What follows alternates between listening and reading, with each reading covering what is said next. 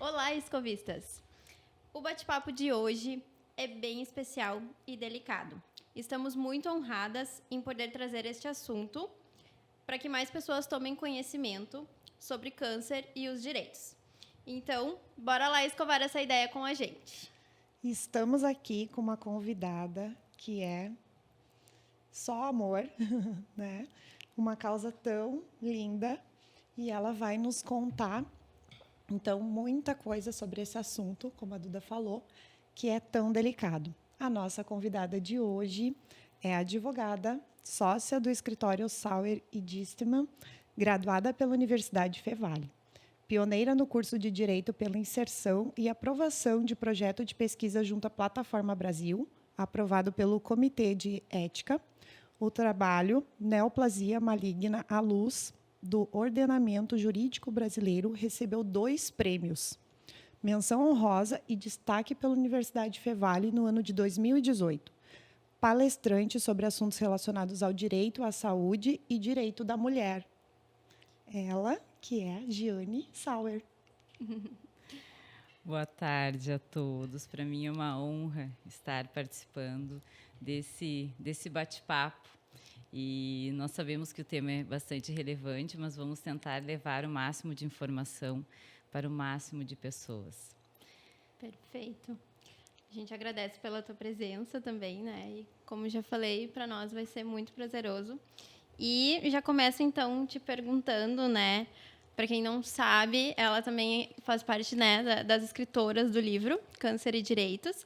E eu queria te perguntar um pouquinho como surgiu a ideia, né, de escrever o livro, como que foi esse começo do livro? Bom, até chegar ao livro foi toda uma trajetória. Então, eu digo, para a gente chegar num determinado objetivo, a gente tem que passar por um processo. Então, lá no final de faculdade, no momento de escolher o tema para que um tema relevante no final do curso, eu fiquei pensando o que eu posso fazer, algo que não fosse simplesmente uma monografia, né? Porque a minha ideia era fazer algo diferente, apesar que estava cursando direito, eu queria ir além. Só que eu tive uma situação familiar, a minha irmã ela acabou tendo câncer e para a família foi um susto, né, realmente, porque quando tu te depara com essa doença, tu fica meio sem ação. Uhum. E, casualmente, uma colega, né, na época eu não estava, eu estava estudando, né, eu era estudante de Direito, e essa pessoa era advogada. E ela mencionou, assim, rapidamente sobre o assunto do câncer também na família. E falou das dificuldades e com a demora, todas essas questões, assim. E eu ainda não tinha, né, materializado a ideia do tema. Eu cheguei em casa e pensei, não, vai ser câncer, vai ser sobre neoplasia maligna. Só que não era só estudar sobre, falar no trabalho questões de doutrina, porque o direito é doutrina, lei, jurisprudência. Jurisprudência são decisões judiciais, né? Eu queria ir além. Daí eu disse, não, eu vou usar nesse trabalho, vou fazer um trabalho diferente. Resolvi, então, falar sobre o conceito do câncer. E, através do conceito do câncer, eu tinha que trazer também a trajetória, como que o câncer chegou a ser preocupação mundial. Até que momento, como que surgiu o câncer, como que surgiram os primeiros casos. Bom, daí eu fui ao encontro de um determinado professor e eu lembro, como se fosse ontem, eu disse, prof, eu gostaria muito de falar sobre esse assunto e das questões, né, tributárias, que tem a questão das isenções, e ele olhou para mim assim, mas esse teu tema não vou conseguir te orientar porque ele não vai adiante. Eu assim, ó, eu te aconselho, inclusive, a tu mudar de tema. Nossa. Eu saí assim, lembro que, né, fui até a minha mesa e pensei, não, eu vou atrás. Não é o primeiro não. Eu digo assim, a gente não pode, pelo primeiro não, desistir. Daí, né, encontrei a maravilhosa, incrível Valéria, que eu cheguei até ela, né? Eu estava, inclusive, cursando discurso e oratória, uma cadeira de discurso e oratória, e eu comentei com ela, prof, eu gostaria muito que tu fosse minha orientadora, só que o meu tema ele é ousado, ele não é qualquer tema. E falei, expliquei para ela qual que era a minha ideia, e a primeira assim, a atitude dela foi de receptividade. Ela disse: não, vem, vamos lá, vamos, estou contigo nessa. E foi aí que começou, então, a ideia de transformar, então, falar sobre o direito do câncer, mas atrelado às questões históricas, como que foi o caminho do câncer. Mas, como eu sou uma pessoa um pouco inquieta, isso ainda não era o suficiente para mim. Disse, tá, tudo bem, já consegui, então, um orientador que pudesse me dar esse amparo, mas eu queria mais além. Daí foi que eu pensei, não, eu tenho que buscar informações mais profundas sobre isso. E como que eu vou chegar a ver isso, na verdade, de forma concreta? Eu pensei em entrevistar pessoas. Só que no direito isso é raro. Isso é muito da área da saúde. E nós, assim, para nós era muito distante essa ideia de buscar até chegar a entrevistar pessoas. Eu disse, não, já que eu recebi um primeiro não e fui adiante, eu vou mais a fundo. E fui buscar maiores informações como que seria para entrevistar pessoas, que seria entrevista de campo, que a gente fala, né? E eu digo assim, o sucesso, ele não vem sozinho. A gente sempre tem uma rede de apoio, de pessoas que estão ali naquele determinado momento que vão te abraçar. Então, nesse caminho, né, de busca de pesquisas, eu tinha a minha colega, né, na época, Cleci, hoje ela advoga, e ela me falou, olha, eu queria muito também entrevistar pessoas, porém, na minha monografia não deu tempo, não tive tempo hábil de fazer essa pesquisa. Então, eu acho que para ti, perfeito, e eu vou te indicar uma pessoa que vai te ajudar. E o nome dela é Liliane, né? E ela estava, na época, terminando o doutorado dela na área de saúde, e ela me deu os passos, as coordenadas para fazer o projeto. Só que, assim, tudo em tempo correndo, né?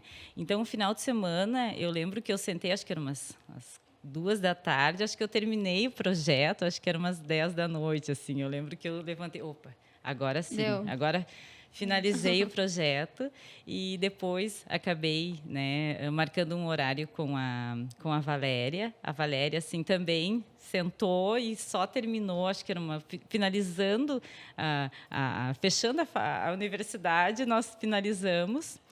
Então, assim, a gente sempre tem que agradecer essas pessoas que estiveram perto. Não posso deixar de esquecer, em hipótese nenhuma, a minha sócia, minha amiga, a Lari, que esteve ali o tempo todo me ajudando, ainda mais que eu tive num momento difícil da minha vida, um momento de questão pessoal, e assim, eu acho que a gente, às vezes, acha que não tem forças para poder seguir, mas a gente não pode desistir dos nossos sonhos e das nossas vontades. O impossível, às vezes, pode ser que esteja longe, mas quem sabe, né, a gente se esforçando um pouquinho, a gente consegue atingir aquilo que a gente mais almeja. Então, passamos pelo processo da Plataforma Brasil. Na Plataforma Brasil se insere, então, o projeto, e lá passa por um comitê de ética, e daí a gente ficava naquela expectativa, e agora? Vai ser aprovado, não vai ser aprovado? E como nós éramos, assim, iniciantes, né? E assim, na área da saúde, área da saúde, área do direito, não tem essa união, não. Assim, cada um se vira por si. E, graças a Deus, nós tivemos, né, a aprovação junto ao Comitê de Ética, e daí, assim, eu pude entrevistar pessoas nesse caminho. Então, assim, eu tive a oportunidade de vivenciar realmente aquelas pessoas que estavam passando pelo processo de câncer. No decorrer disso, teve a feira de iniciação científica, que a Valéria também, muito, muito presente, disse, Gi, te inscreve nessa feira de iniciação científica, acho que é importante, teu tema é relevante, e na correria de monografia, final de curso, né, a gente nunca, sempre na correria. Eu disse, vou me inscrever, daí me preparei, fiz uma apresentação, e no dia da apresentação eu lembro que tinha umas 4 pessoas, assim, que eu acabei visualizando as apresentações, e a banca ali, avaliadora, assim, estava assim, duramente crítica com as apresentações. Eu pensei, assim, por algum momento, eu acho que eu não vou apresentar. Eu não tenho condições, porque realmente eu vou receber muitas críticas. Fiquei com aquele nervosismo antecipado e assim, sabe quando te chamam e tu não tem escapatória? Dá tempo de desistir ainda? Não, eu disse, ai meu Deus, será onde que é a porta da saída? Acho que eu vou embora. E fui, acabei indo. E iniciei a apresentação fluiu. Falei com bastante simplicidade, com bastante tranquilidade. Falei sobre o tema, realmente, o que é o tema. E eu lembro que, no final, ali tinha uma das avaliadoras que era doutora em saúde pública, e eu estava um pouco tensa, porque ela entende muito sobre o tema. E, no final, nós estávamos falando sobre a possível, né, vacina da cura do câncer, que a gente sabe que ainda não tem. Então, assim, finalizei falando sobre esse tema, daí voltei para o meu lugar e parei assim, disse, meu Deus, ou foi Isso aconteceu mesmo? muito ruim a apresentação, ou eu deve estar atrasada para a próxima apresentação. Tá, fui embora, né? E depois de umas semanas recebi um e-mail da universidade e no teor do e-mail constava que eu tinha ganhado 2 prêmios. Eu disse, nossa, 2 prêmios de menção honrosa e destaque. Eu achei assim, eu fiquei assim um pouco. Eu fiquei admirada com toda a situação, porque acho que surpresa é a palavra. Acho que surpresa porque eu não esperava que isso geraria todo esse resultado aí. Bom, passando a FIC, né? Tinha que se preparar para a apresentação do trabalho de conclusão de curso, porque a pessoa, quando vai apresentar, meu Deus, né? Fica numa tensão, fica num nervosismo. Graças a Deus, tudo entregue, entrevistas feitas, tudo certinho, né? Chegou o dia também da apresentação. Lá também eu sabia que tinha um dos examinadores, era pós-doutor em saúde, então realmente sabia muito bem sobre o tema. Então a gente fica num momento de tensão, né? Ainda mais que a gente está iniciando, né? Falando sobre um tema tão importante e uma pessoa que realmente tem toda uma carga, uma história, né? Fiz a apresentação. No final da apresentação, teve aquela tensão da nota e vai e volta para receber a nota. E, novamente, acho que, graças a Deus e também pelas pessoas que me apoiaram aí, recebi nota máxima. E, no final, um dos professores examinadores disse, daqui a um pouco tu pode aprofundar algumas questões aí e o teu tema é muito importante, muito relevante e pode dar um livro, né? Pode gerar um livro. Legal. E na hora da atenção, a gente, né, fica aquilo na tua memória, assim, não, ótimo. Não, tudo bem, eu vou pensar sobre isso. E eu tenho, assim, eu sou muito, digamos que eu sou muito, eu não paro, eu sou muito hiperativa, eu acho, né? Diferente da minha sócia, que a sócia é mais tranquila, é mais calma, é mais ponderada, e às vezes, assim, eu olho para ela assim, meu Deus, ela vai fugir, né? Porque eu tenho, assim, umas ideias muito doidas, às vezes. E daí ela sentada, assim, na mesa ao lado, eu olhei para ela e disse assim, Lari, agora é o momento do livro. Disse, tu entra comigo nessa, e ela, entro. Vamos lá. Então, tá. Então, tu vem, né, junto comigo e mais a Valéria. Não tem como eu deixar de trazer vocês, porque vocês me ajudaram muito nesse momento delicado da minha vida, né? Então, eu tenho que... É uma forma de agradecer isso que vocês fizeram para mim. E daí começou, né, todo o trabalho, todo o andamento do livro. Buscamos editoras, e editoras realmente, eu digo hoje, as editoras são importantes, mas a gente tem que pensar numa editora que realmente tem interesse sobre o tema, que veja que o tema é de tamanha relevância. E nós fechamos com uma editora de Portugal, Lisboa. Então, hoje o livro ele é vendido no Brasil e ele tem uma extensão lá nas livrarias de Portugal. Sabemos também que tem muitos brasileiros lá, né?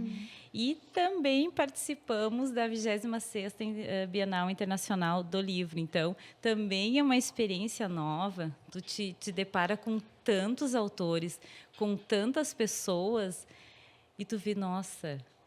A gente estava num espaço tão pequeno, daí tu vai... Onde eu cheguei. Nossa, tu fica assim, tu meio que tu te assusta, né? E ao mesmo tempo, tu te sente tão pequenininha frente a um universo de situações e de possibilidades. E o trabalho vai gerando uma proporção, né, que não tem limite.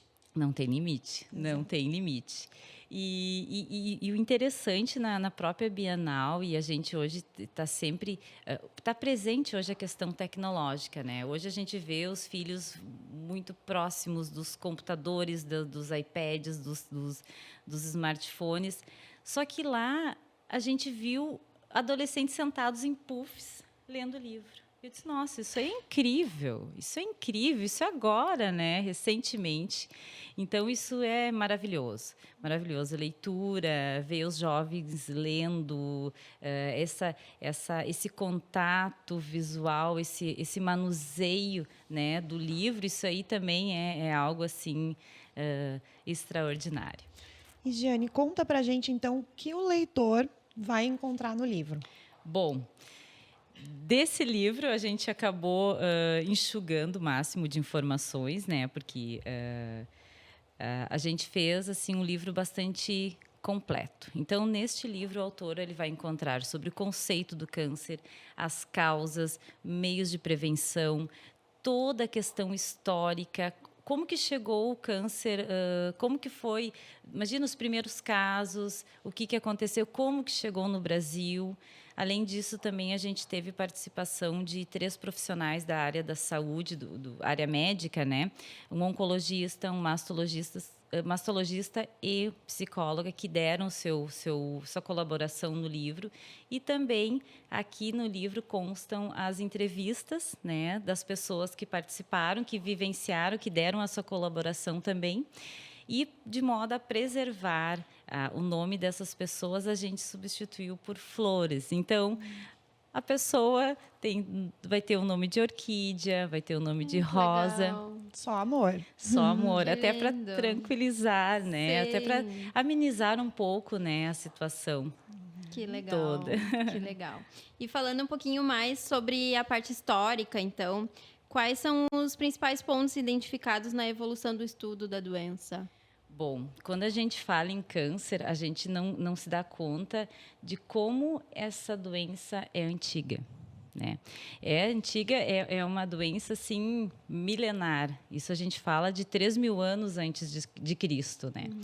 E um estudioso, que é considerado hoje o pai da medicina, Hipócrates, né?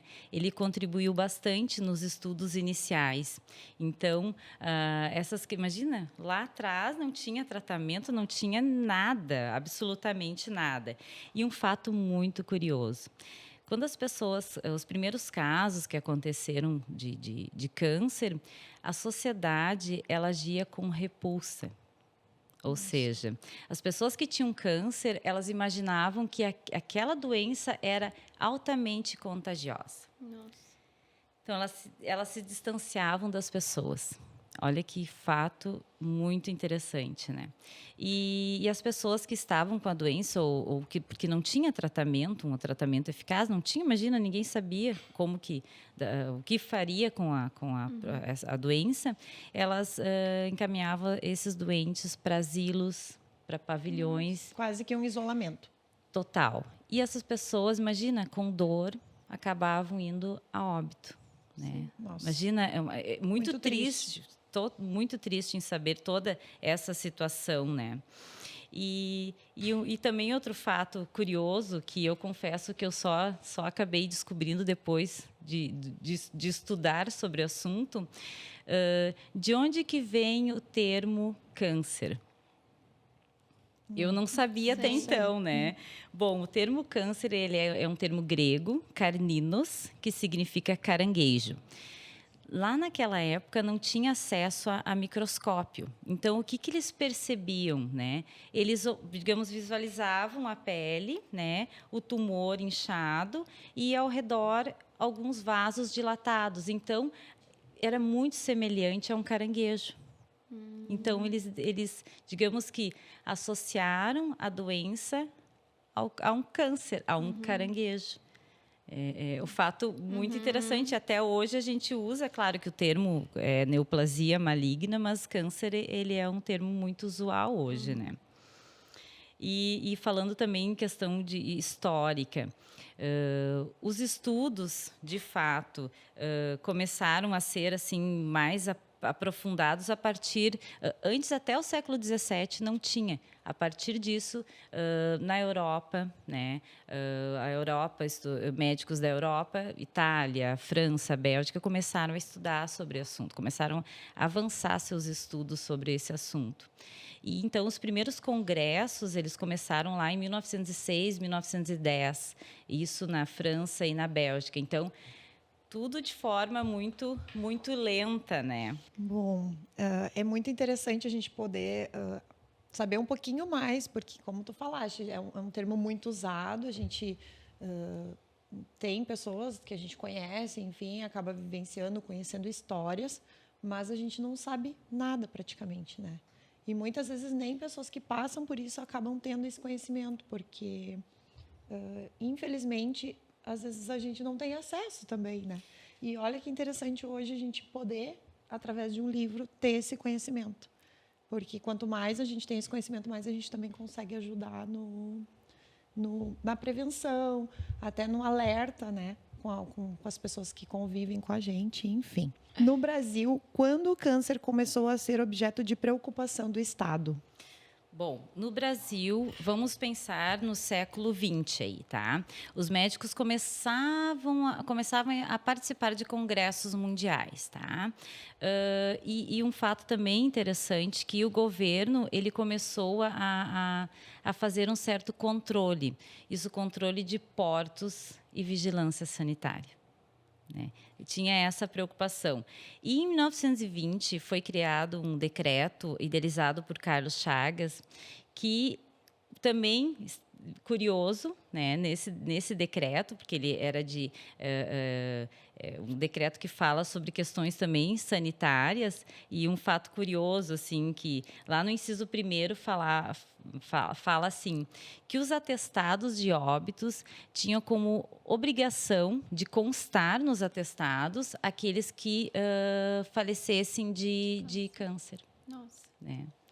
E também, olha, outra lá no inciso 2º, aquelas pessoas que faleciam, por exemplo, em domicílio com câncer, era facultativo alguma medida sanitária. Nossa. Né? Olha, é muito assim, é muito interessante essa visão que eles tinham, né? Isso lá em 1920. Então, eles sempre estavam sob controle, que poderia propagar a doença e que a doença, né, vigilância sanitária. Tratando como contagiosa. Como contagiosa, assim, né? Imagina. Sim. Né? Então, assim, para te ver como é delicado esse assunto, né? Sim. É delicada essa questão, assim, que a visão que se tinha da doença, que na verdade Você conhecia muito pouco a respeito e acabava tendo esse preconceito sobre esse tema, que na verdade hoje não é nada contagioso. Não. Não tem nada associado a contágio, né? Sim. E com base na tua pesquisa científica, quais fatores que contribuíram para o desenvolvimento do câncer? Bom, a gente fala sobre esse assunto através de estudos, né? Vamos dizer que assim tem 2 fatores, tá? Fatores interno e fator externo. Tá? Fator interno, ele está associado à questão genética. E fator externo, ele está associado à questão do meio ambiente, o consumo de alimentos industrializados, o uso do tabagismo, o uso excessivo de álcool, por exemplo, contato a algum agente químico, né? Isso tudo é relacionado à questão externa. E também uma questão assim curiosa, né?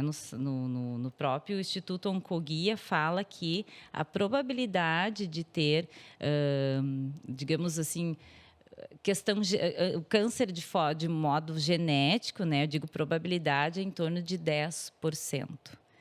E os outros é tudo fator externo. Assusta também. Assusta. Eu achei que não fosse esse dado, mas realmente é esse dado que tem. E para te ver que, claro que pode ser que a pessoa tenha uma vida saudável, pode ser que a pessoa, né, mantenha essa vida, essa rotina adequada e pode ser que venha ter o câncer genético, não tem como saber, né? Mas se a gente tem um olhar um pouco mais profundo, a questão externa ela está muito associada. Hoje, assim, é muito mais fácil tu buscar num supermercado o alimento pronto do que o alimento que tem que ser feito. Então, assim, tem alguma situação. Tu tem ali o consumo. Inclusive, estudos falam que o consumo excessivo de carne vermelha pode ser que venha gerar um câncer. E digo excessivo, não é agora, não vou mais comer carne vermelha. Não é assim. Sim. Até porque os médicos vão puxar minha orelha aqui. Mas, então, olha como é interessante, né? Então, é a questão de hábitos diários, o sedentarismo, a falta de atividade física, tudo isso está associado. Então, sobre o câncer em números, existe alguma estimativa de casos? Bom, quando a gente se depara com a Organização Mundial de Saúde, isso lá em 2018, os dados eles são um pouco assustadores, que chegam em torno de 9,6 milhões de óbitos. Isso no mundo, né? E agora, recentemente, revelou em torno de 10 milhões de pessoas que morrem todos os anos. Né? E aqui tem um ranking aqui de câncer mais comum, que é o câncer de mama, o câncer de pulmão, o câncer coloretal, o câncer de próstata e o câncer de pele. Assusta mesmo, né? Porque a gente que não está nesse meio acaba não tendo essas informações. Então, quando a gente vai conversar assim com alguém que nos passa, ou até mesmo quando a gente vai ler um livro, ler mais sobre o assunto, é assustador. Em linhas gerais, onde ocorre a maioria dos diagnósticos do câncer? E qual o papel do Estado?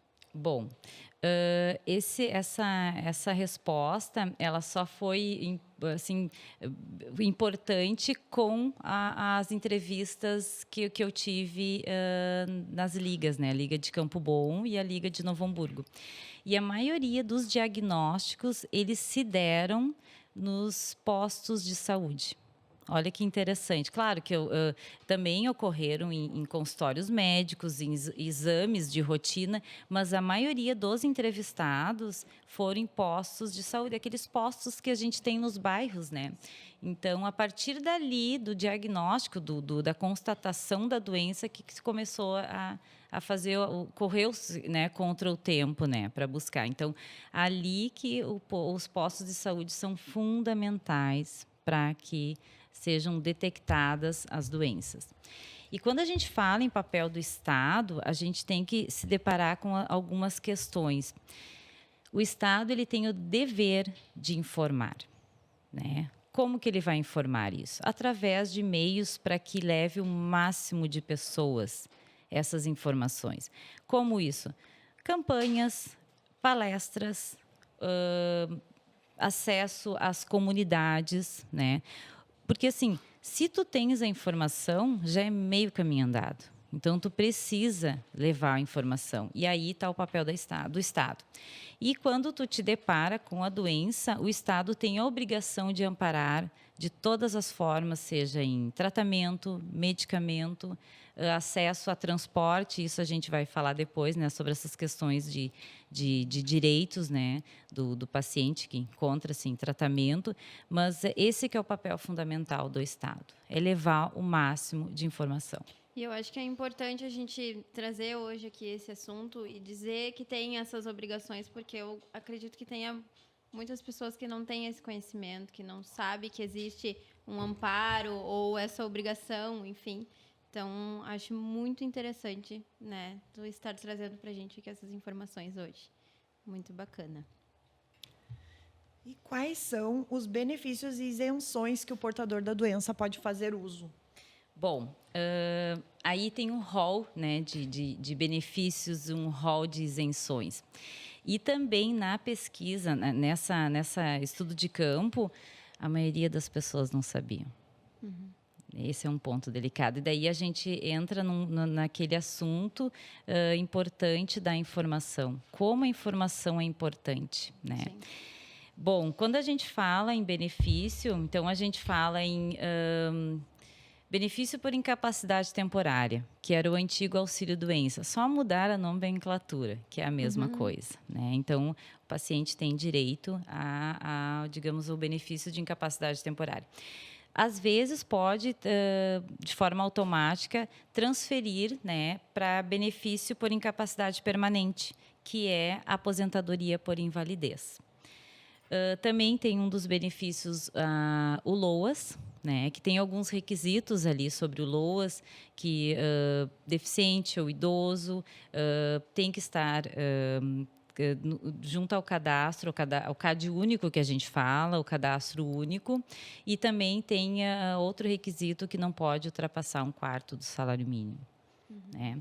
Também nós temos o saque do FGTS, pode sacar o FGTS, a liberação do PIS, PASEP e quitação do financiamento habitacional. Tá? Só que tem um grande detalhe. Para tu buscar essa quitação do financiamento habitacional, tem que constar em contrato. Daqui um pouco tu tá lá com a pessoa, o familiar está com a doença e essa pessoa está em tratamento, vou lá buscar isso. Tem que ir tem que ficar atento às cláusulas de um contrato. E nem mesmo assim, eu digo assim, né, como atuo todo dia com essas questões assim contratuais. Lê o contrato. O que tem no contrato? Não, às vezes a gente na pressa acaba assinando, na correria, a gente sempre está com o piloto automático. Não. Lê o contrato, o que tem, quando você precisar de determinada situação, será que o contrato consta no contrato? Isso. E eu acho também interessante ter uma profissional, né, com a tua conhecimento, com o né, teu sobre conhecimento para ajudar nessa leitura do contrato, porque eu passei recentemente por uma questão de contrato, né, de compra, e eu li muitas vezes e eu não entendia o que estava escrito, porque a linguagem é muito diferente e às vezes eu tenho a impressão de que é proposital, assim, sabe? Para que a pessoa leia e não entenda e vá lá e assine igual. Então, eu acho que é tão importante também ter o apoio, né, de uma pessoa com o conhecimento adequado para ajudar na leitura, porque às vezes tem uma palavra ali que a gente não faz ideia do que significa e na cabeça da gente é algo e pode ser outro. E, enfim, né? Giane, então, nesse caso, só para a gente entender, as leigas entenderem... Olha, eu deixei atropelar, tu quer um cafezinho? Aí eu quero. Nessa lei que tem esse benefício, a pessoa que está doente precisa ter no contrato de compra de imóvel, é isso? Algo que conste ali... Olha eu fazendo o barulho do café. Sim, tem que ter uma cláusula específica sobre isso, tá? E isso é comum ter nos contratos ou não? Tem que pedir? Olha, voltamos à questão da informação, tá? E não é comum, tá? Eu digo assim... Deveria ser comum.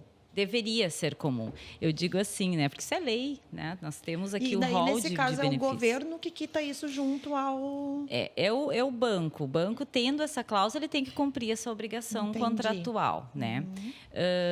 Por isso que eu digo, e respondendo a tua questão, não é à toa que as letras são muito miúdas em um Sim. contrato. São várias folhas, tu acaba assinando. Sim. Imagina, tu tá numa situação, tu tá fechando o contrato de um determinado imóvel. Claro que o ideal teria que se perder não, eu digo ganhar meia hora Sim. e tu ler. Só que daí tem a questão do entendimento, né? É importante, eu acho que para tudo, um profissional, antes de fechar qualquer situação, é necessário ter a presença de um profissional para que avalie, não, realmente e poder interpretar essas cláusulas, né? Para que você consiga assinar com segurança e saber o que de fato você está assinando. Esse que eu acho que é a grande questão que a gente tem que fazer. A gente não pode confiar, o banco é bonzinho para mim. Não. Então, assim, a gente tem que ter porque nós como consumidor, entrando agora no direito do consumidor, nós somos vulneráveis. A gente não tem conhecimento, mas discutindo questões de cláusulas de um contrato, o importante é saber, né? Sim. O importante é a gente já ter No momento em que a gente sabe que existe um amparo desse, quando tu vai assinar, agora tu já, né, vai assinar e já vai procurar lá, consta aqui, porque é aquela história, a gente não quer passar pela doença, mas, né, como a gente conversou lá no dia da entrega do convite, ninguém está livre, né? Sim. É muito importante. Então, a gente já ter essa prévia informação sobre esse assunto. Sim. Bom, direito a tratamento fora do domicílio, tem que ter acesso a isso, a transporte, né? A gente agora teve a mudança aí da sede de Novo Hamburgo, passou para Taquara, tem que ter toda essa organização para encaminhar os pacientes no hospital de Taquara, por exemplo, né? Acesso a medicamentos. É direito. Cirurgia de reconstrução mamária. Se teve perda total ou parcial, tem direito à reconstrução mamária. Agora a gente fala sobre questões, sim. Agora também foi recente esse ganho aí, muito importante, né? Porque tem a questão também... conquista, né? Autoestima, né? Sim. A mulher, ela... Imagina, é delicado tu perder uma parte da mama ou perder uma integral, né? Sim. Faz parte da feminilidade da mulher, né? Com certeza. E falando agora de questões tributárias, tá? Imposto de renda, tá? Tem direito à isenção. A aposentado, daí também entra aposentadoria por invalidez, reforma e pensão, tá? IOF, Imposto sobre Operações Financeiras, isso relacionado à aquisição de veículo adaptado, quando acarreta uma deficiência. Daí entra o IPI, também de produtos industrializados para carro adaptado, ICMS, que é um imposto estadual também, né, para veículo adaptado, IPVA e IPTU. Tá? IPTU depende de cada município, tem que ver a lei orgânica de cada município. Tem municípios que dão isenção e tem outros municípios que não dão. Então, depende de cada município. Tu nos falou antes, então, que o livro conta com uma pesquisa de campo com pacientes, né, que se encontravam em tratamento de câncer. Como se deu essa pesquisa e quais foram os principais dados que foram colhidos? Bom, eu acho que, assim, todo estudo que eu fiz sobre até chegar, né, eu ganhei muito mais nessas entrevistas, assim. Eu acho que eu levei para ensinamento para a minha vida e se deparar com pessoas que estão passando pelo tratamento, a força que essas pessoas têm, onde elas tiram forças, tu fica admirando. E assim, a maioria das pessoas que eu entrevistei, elas tinham um sorriso no rosto. E daí tu vê assim, meu Deus, às vezes a gente reclama por coisas tão banais. E a pessoa está ali lutando pela vida. E a gente imagina assim, nossa, a gente tem que, assim, voltar, né, ao nosso íntimo e ver o que realmente é importante. Então, ali, nessa pesquisa de campo, eu pude perceber algumas questões que toda a trajetória da doença, como que recebeu a doença, o que foi feito, como que foi a questão da demora do diagnóstico. Até então, quando eu fiz a pesquisa, não tinha uma lei que eu vou mencionar, que é a lei inclusa dos 60 dias, não tinha uma lei sobre o tempo do diagnóstico. Imagina, a pessoa tinha o diagnóstico, era encaminhado para fazer um exame, só que esse exame às vezes demorava 3, 4, 5 meses. Só que assim, o câncer, ele não espera, ele não aguarda, ele não tira férias. O câncer, ele está ali. O câncer não escolhe pessoas, não escolhe classe social. Ele bate na tua porta no momento que você menos está esperando. Então, assim, tudo tem que correr contra o tempo. Então, ali eu pude identificar essas questões assim da demora do atendimento.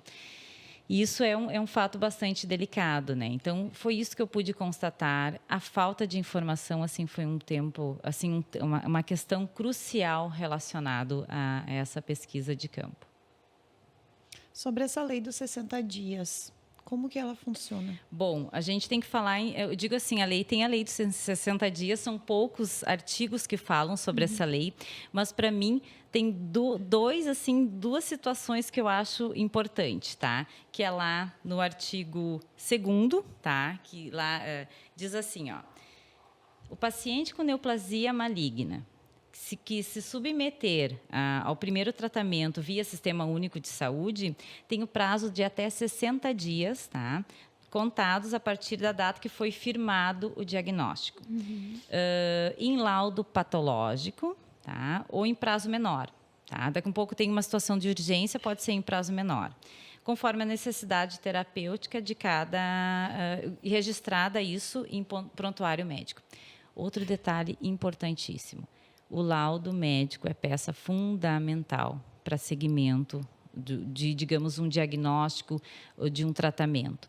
É importantíssimo que, partindo disso, se corre contra o tempo. Então, tendo o diagnóstico, tem até 60 dias para ocorrer o primeiro tratamento. Primeiro tratamento significa o quê? Quimioterapia, radioterapia, cirurgia, né? São essas situações que vão acontecer. E outro, que é o que eu falei assim por alto, é a questão do parágrafo 3º que entrou agora, tá? Que diz assim, nos casos em que há a principal hipótese da diagnóstica, né? Uma vez que o médico identificou, opa, acho que é câncer aqui. Com o laudo fundamentado, tá? Tem até 30 dias para ocorrer o exame de diagnóstico. Isso é lei. Isso foi agora com a lei recente em 2019. Então, assim, tem esses prazos. Tem que respeitar esses prazos. É lei. Não respeitando, medida liminar, medida judicial. Então, assim, teve diagnóstico, corre-se contra o tempo. Teve a suspeita do diagnóstico, corre-se para fazer. Isso é obrigação do Estado. Não cumprindo essa obrigação, entra com medida judicial e, através de liminar, se consegue, tem que conseguir a forma mais rápida possível, porque o câncer ele não espera. Ele não vai pausar, não, só um pouquinho, eu vou pausar aqui, daí você fala, não, ele vai. E assim, quanto mais, digamos, avançado o câncer estiver, as chances de cura são menores, né? Sim. Então, assim, se está no estágio inicial, ótimo, é muito mais fácil o tratamento. E assim, ó, até questão de valores, é altíssimos valores de tratamento de um câncer. Então, para te ver como a gente se depara com algumas questões que, por que não investir em informação? Por que não deixar a população ciente das questões? Não, daí daqui um pouco os valores altíssimos de tratamento. Então esse talvez seria um ponto crítico aí, muito delicado sobre a questão, né, da falta de informação. Sim. Estamos indo, então, para a nossa reta final. Poderíamos conversar muito tempo por aqui a respeito desse assunto, né? Mas vamos lá, então, para a nossa última pergunta. No ponto de vista de vocês, autoras, o que o Estado deve fazer para poder conter tantas estimativas de óbitos? Quais os meios para tentar amenizar? Bom, fazendo o gancho, né, do que a gente estava falando, meios de prevenção. Meios de prevenção, como que são esses meios de prevenção? Levar o máximo de informação. O máximo de informação, dispor de equipamentos, né? Equipamentos de mamografia, de ecografia. Um detalhe, das pessoas que foram entrevistadas, olha que delicado isso. Na época estava em manutenção um determinado aparelho. Ela não pôde fazer naquele determinado momento, o câncer começou a avançar, né? O tratamento foi mais delicado. E teve outra situação de um outro paciente, né? Outro entrevistado que perdeu a traqueia por demora do tratamento. Então, eu fico pensando assim, ó, a gente não pode ficar negligenciando isso. Isso é muito sério, a consequência é muito grave, assim, quanto a isso. Claro que o Estado tem um papel fundamental de levar o máximo de informação, amparar quando for necessário, mas nós indivíduos também nós temos um papel importante, né, na sociedade. Ter o autocuidado, encontrar meios assim de uma vida um pouco melhor, saudável, buscar hábitos, né, saudáveis, tentar ir em busca de informações. Hoje, assim, a internet ela é muito positiva, ela tem muitos artigos importantes, artigos científicos, ou senão a gente pode entrar no próprio sistema, o INCA é importantíssimo, ou até o Instituto Oncoguia. Ali tu consegue se deparar com algumas questões, a gente já consegue visualizar assim e poder informar, porque daqui a um pouco tu tem alguma pessoa conhecida que está precisando, ou talvez um momento até emocional, não consiga ter forças para buscar algumas questões que são dos seus direitos, né? Então, acho que todo mundo tinha que saber um pouquinho, acho que tinha que ser um beabá, né? A pessoa tinha que saber um pouquinho sobre o câncer para que, quando tivesse uma situação de uma pessoa próxima, pudesse amparar, né? Para dar essa orientação, né?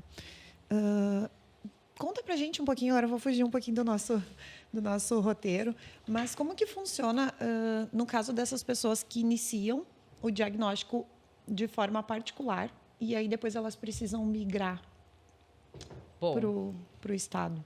Bom, assim, ó, vamos dizer assim, uma determinada pessoa tem tratamento particular, tá? Nada impede dela vir para o SUS. O SUS é direito de todos. Eu digo, a partir a Constituição Federal assegura isso. A Constituição é a nossa lei maior. E a partir dos artigos 196 e seguintes fala do direito à saúde. Todos têm direito à saúde. Se tu quiser hoje sair daqui e tiver um atendimento em um hospital, tu tem que ser tratado de forma igualitária.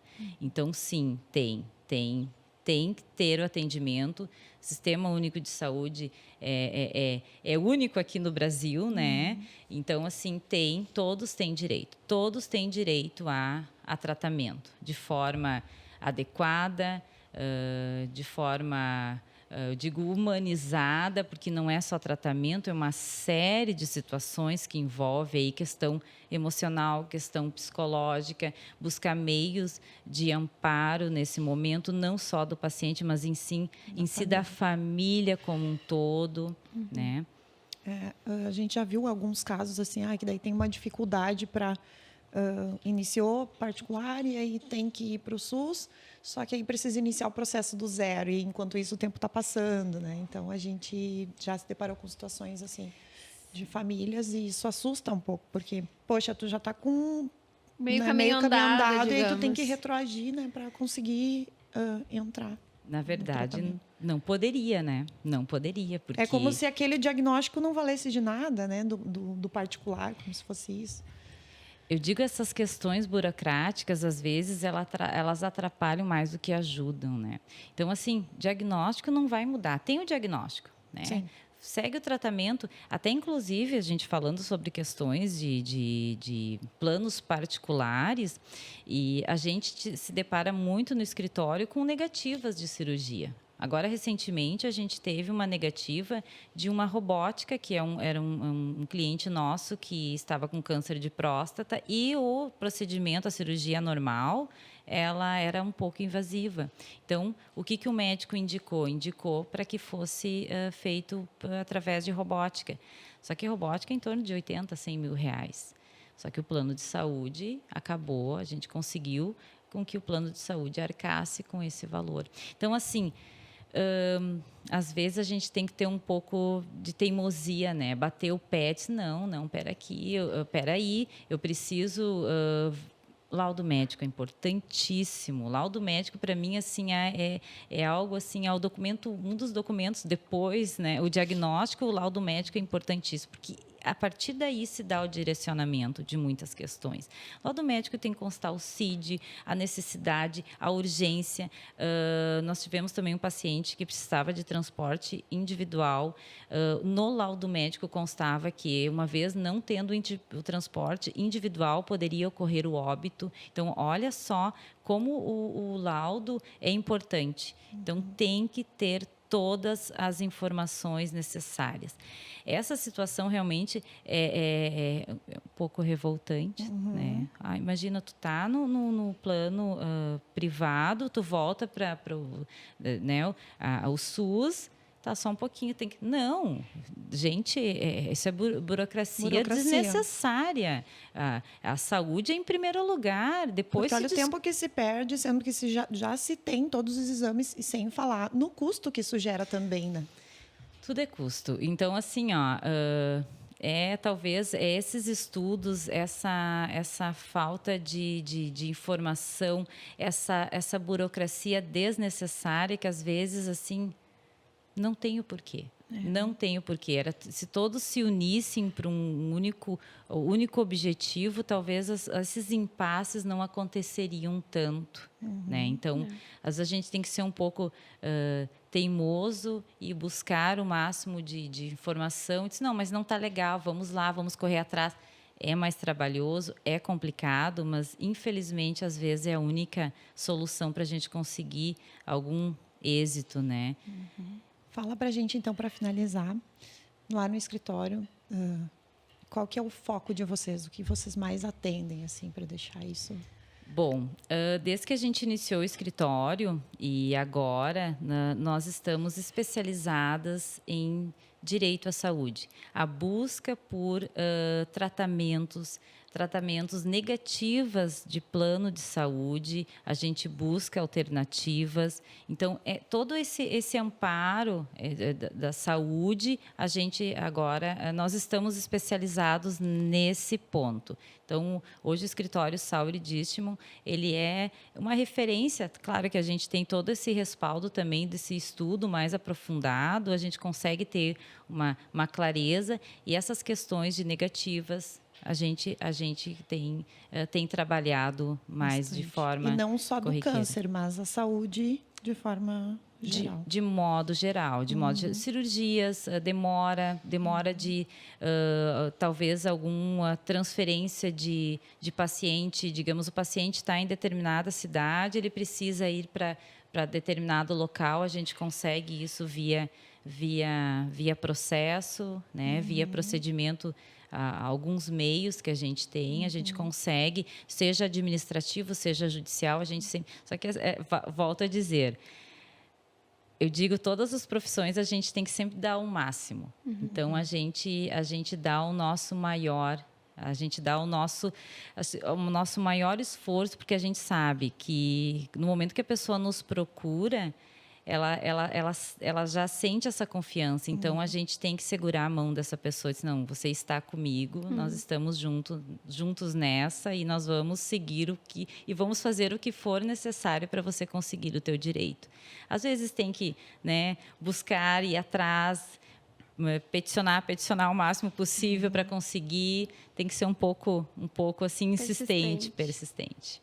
Que legal. Então, vamos finalizando, né? Então, quero mais uma vez te agradecer, né? Tenho certeza que todo mundo que nos acompanha vai ficar muito grato por todas as informações que tivemos aqui hoje. Com certeza tem muito mais ainda para a gente aprender, então já quero deixar uma dica de leitura, né? Para quem nos acompanha, que é o livro, então, da nossa querida autora, com colaboração da Valéria e da Larissa também aqui, né? Nas autoras. E acho que tem muita informação importante aqui, que seria interessante todo mundo ter esse livro, né? Todo mundo buscar esse conhecimento, porque, infelizmente, a gente percebe que é algo que o pessoal não tem tanto acesso. Parabéns mais uma vez para vocês três pelo livro, pelo trabalho que é feito com muito amor, pelo que a gente pôde perceber em todo esse bate-papo. E eu acho que é sobre isso, né? Direito, mas olhando para as pessoas como indivíduos. Sim. Isso aí. Eu queria aproveitar e agradecer a oportunidade de poder, né, participar desse bate-papo e parabenizar a ideia de vocês. Vocês, assim, ó, permaneçam assim, porque tem tantas pessoas com histórias tão incríveis que vocês estão, assim, ó, no caminho certo. E obrigada pela oportunidade. Imagina, nós que agradecemos. Então, finalizando, então, aquela mesma história de sempre, deixa o like, deixa um comentário, se inscreve no canal, acompanha a gente no Insta. Estamos em todas as redes aí, mostrando os nossos bastidores também.